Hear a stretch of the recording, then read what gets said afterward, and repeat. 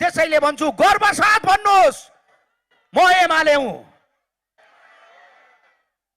यो देशमा आजसम्म जुन जुन परिवर्तनका घटना भएका छन् र जुन जुन चिजले नेपाली जनतालाई गुण लगाएको छ त्यो एमाले गरेको छ।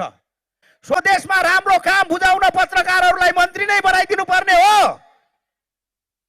होइन भने नेकपा एमाले जेनजीको पार्टी हो, नेकपा एमाले युवाको पार्टी हो, नेकपा एमाले युवाको लागि काम गरेको छ।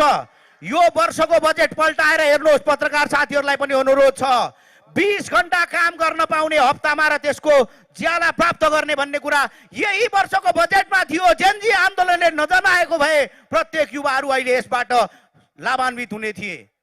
कलाकारिता मेरो करियरमाथि खतरा आउला त्यसको परवाह छैन। यो देशमाथि आएको खतराको सामना गर्दैछौँ हामी। देश बचे मेरो करियर बच्छ, देश बचे मेरो भविष्य बच्छ। त्यसैले पहिले देश, त्यसपछि अन्य कुरा। देश बचाउनको लागि नेकपा एमालेको शक्ति अनिवार्य छ। यो